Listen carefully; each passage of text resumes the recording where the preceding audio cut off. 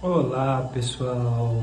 Aqui quem fala é o professor Sérgio Santos e é um prazer estar aqui com vocês mais essa noite para o nosso Evangelho, Consciência e Espiritualidade. Hoje nós vamos conversar um pouquinho sobre julgamentos, tá? E para aqueles que ainda não nos conhecem, não têm acompanhado ainda a nossa série de Evangelho no Lar, o nosso objetivo é trazer sempre a mensagem de Jesus, refletir um pouco sobre ela e mostrar que existe ciência, pesquisa que se adapta hoje à nossa realidade, sendo conectada com esses ensinamentos belos e sagrados do Mestre dos Mestres, né? Jesus Cristo. Muito bem, para darmos início então, vamos fazer a nossa prece de abertura.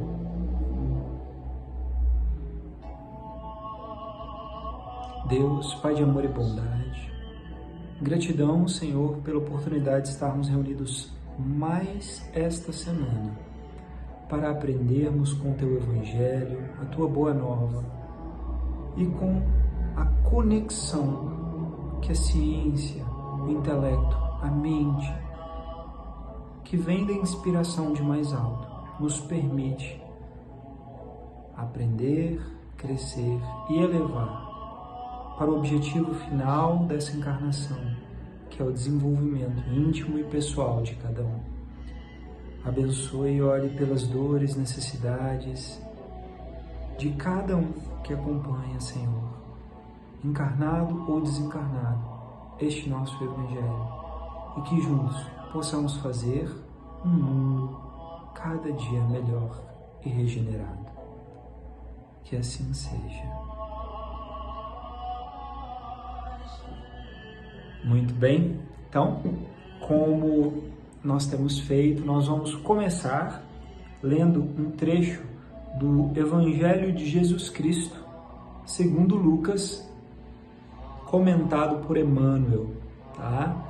E o trecho de hoje é o seguinte: Lucas, capítulo 6, versículo 37. Não julgueis, e de modo nenhum sereis julgados. Não condeneis, e de modo nenhum sereis condenados. Absolvei, e sereis absolvidos. Compaixão sempre. Perante o companheiro que te parece malfeitor, silencia e ampara sempre. Assim como existem pessoas aparentemente sadias, carregando enfermidades que apenas no futuro se farão evidentes para a intervenção necessária, há criaturas supostamente normais, portadoras de estranhos desequilíbrios, aos quais se lhes debitam os gestos menos edificantes. Compadece-te, pois, e estende os braços para a obra do auxílio. Muitos daqueles que tombaram na indisciplina e na violência, acabando segregados nas casas de tratamento moral, guardam consigo os braseiros da angústia que lhes foram impostos em dolorosos processos obsessivos pelas mãos imponderáveis dos adversários desencarnados de outras existências. E quase todos os que esmorecem no caminho das próprias obrigações, rendendo-se ao assalto da crueldade e do desespero, sustentaram por tempo enorme na intimidade do próprio ser a agonia e a tensão da resistência às forças do mal, sucumbindo muitas vezes à míngua de compreensão e de amor. Para todos eles, os nossos irmãos caídos e delinquentes, volvamos assim pensamentos e ação tocados de simpatia, recordando Jesus, que não cogita de nossas imperfeições para sustentar-nos os certos de que também nós, pela extensão das próprias fraquezas, não conseguimos, em verdade, saber em que obstáculos do caminho os nossos pés tropeçarão. Que assim seja. Bem, esse Evangelho bendito, ele vem nos alertar: compaixão sempre. Quem de nós que está aqui ainda neste mundo de provas e expiações, que ainda não tem muito o que melhorar, aprender e crescer na sua intimidade? Alguns já percebem mais claramente quais são as necessidades de trabalho íntimo, moral na sua alma, no seu ser. Outros, nem tanto. Mas todos nós temos um passado que muitas vezes não lembramos.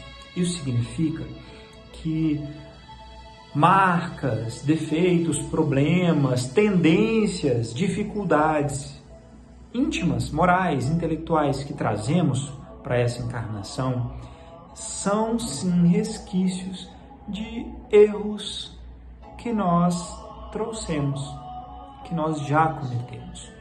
Às vezes, nós ainda temos tanto para recuperar que Deus nos dá misericórdia de não ter que resgatar tudo de uma vez, porque seria pesado demais e muito difícil de conseguirmos vencer. Então, às vezes nós trazemos uma certa dificuldade maior para o lado sexual, intelectual ou de questões, facilidades na aquisição financeira ou na liderança, e passamos por essas dificuldades de uma certa forma, esperando que vencendo, que sendo bons e seguindo o ensinamento do Evangelho, que é amar, respeitar, distribuir na caridade e no amor, mas vivenciando profundamente o que nos é emprestado. Porém, muitos irmãos ao nosso redor estão sob ataque ferrenho. E assim como nós, no passado, ou quem sabe ainda no futuro, quiçá ainda nessa encarnação, passam por tentações difíceis, aperto de outros planos e desse plano de encarnação. Isso quer dizer que, às vezes, alguns irmãos caem, não aguentam, seja por falta de amor, de amparo, por não ter o apoio familiar, seja por qual motivo for, caem e aí cometem uma delinquência, um erro, uma atitude prejudicial para a sociedade e às vezes são punidos, às vezes são pegos, às vezes não. Mas a verdade é que esse irmão muitas vezes simplesmente tem defeitos iguais os nossos e diferente da nossa estadia no momento, ele teve uma queda e está, às vezes, recolhendo os frutos daquela queda, daquele erro. O ensinamento de Jesus, no final das contas, é: busque não julgar, busque sempre amparar, ser cortês, ter empatia, se colocar no lugar da pessoa. Ore por ela, faça o bem, porque a gente nunca sabe a nossa pedra de tropeço ali na frente e quanto amparo e misericórdia do outro nós precisaremos. Neste mesmo sentido, nós temos hoje a continuação do nosso Evangelho com o livro Jesus no Lar, psicografado pelo Chico Xavier e ditado pelo irmão amado Neo Lúcio. E o tópico de hoje é o tópico 10, o juiz reformado. Vamos lá. O juiz reformado. Como houvesse o Senhor recomendado nas instruções do dia muita cautela no julgar, a conversação em casa de Pedro se desdobrava em derredor do mesmo tema. É difícil não criticar, comentava Mateus com lealdade, porque a todo instante o homem de mediana educação é compelido a emitir pareceres na atividade comum. Sim, concordava André, muito franco, não é fácil agir com acerto sem analisar detidamente. Depois de vários depoimentos acerca do direito de observar e corrigir, interferiu Jesus sem afetação. Inegavelmente, o homem algum poderá cumprir o mandato que lhe cabe no plano divino na vida, sem vigiar no caminho em que se movimenta sobre os princípios da retidão. Todavia, é necessário não inclinar o espírito aos desvarios do sentimento para não sermos vitimados por nós mesmos, seremos julgados pela medida que aplicarmos aos outros. O rigor responde ao rigor, a paciência à paciência e a bondade à bondade. E transcorridos alguns instantes, contou. Quando Israel vivia sob o governo dos grandes juízes, existia um magistrado austero e violento, em destacada cidade, do povo escolhido, que imprimiu o terror e a crueldade em todos os serventuários sobre a sua orientação. Abusando dos poderes que a lei lhe conferia, criou ordenações tirânicas para a punição das mínimas faltas. Multiplicou infinitamente o número de soldados, edificou muitos cárceres e inventou variados instrumentos de flagelação. O povo, asfixiado por estranhas proibições, devia movimentar-se debaixo de severa fiscalização, qual se fora um rebanho de bravios animais. Trabalharia, descansaria e adoraria o Senhor em horas rigorosamente determinadas pela autoridade, sob a pena de sofrer humilhantes castigos nas prisões, com pesadas multas de toda a espécie. Se bem mandava o juiz, melhor agiam os subordinados, cheios de natural malvadez. Assim foi que, certa feita, dirigindo-se o magistrado alta noite à casa de um filho enfermo, foi aprisionado sem qualquer consideração por um grupo de guardas bêbados e inconscientes que o conduziram à escura enxovia que ele mesmo havia inaugurado semanas antes. Não lhe valeram a apresentação do nome e as honrosas insígnias de que se revestia. Tomado por temível ladrão, ele foi manietado, despojado dos bens que trazia e espancado sem piedade, afirmando os sentinelas que assim procediam, obedecendo às instruções do grande juiz, que era ele próprio. Somente no dia imediato foi desfeito o equívoco, quando o infeliz homem público já havia sofrido a aplicação das penas que a sua autoridade estabelecera para os outros. O legislador, atribulado, reconheceu então que era perigoso transmitir o poder a subalternos brutalizados e ignorantes, percebendo que a justiça construtiva e santificante é aquela que retifica, ajudando e educando na preparação do reinado do amor entre os homens. Desde a singular ocorrência, a cidade adquiriu outro modo de ser, porque o juiz reformado, embora prosseguisse atento às suas funções que lhe competiam, ergueu sobre a tribuna um benefício a todos, o coração de pai compreensivo e amoroso. Lá fora brilhavam as estrelas retratadas nas águas serenas do grande lago. Depois de longa pausa, o Mestre Jesus concluiu: somente aquele que aprendeu intensamente com a vida, estudando e servindo, suando e chorando para sustentar o bem entre os espinhos da renúncia e as flores do amor, estará habilitado a exercer a justiça em nome do Pai. Que assim seja. Amém. Ai, ai. Bem, essa passagem linda do livro Jesus no Lar, ditada pelo Nélio Lúcio, nos traz uma reflexão importantíssima que corrobora o Evangelho lido. Às vezes nós temos boas intenções, mas as nossas boas intenções estão muitas vezes no nosso pensamento, coração, sentimento, mas não se manifestam exatamente da forma como nós desejamos. Por isso, o cuidado no julgar, o cuidado no emitir pareceres sobre os outros, sobre as situações que nos cercam, sobre o que acontece. Muitas vezes nós desconhecemos a realidade inteira que conduziu a uma determinada situação.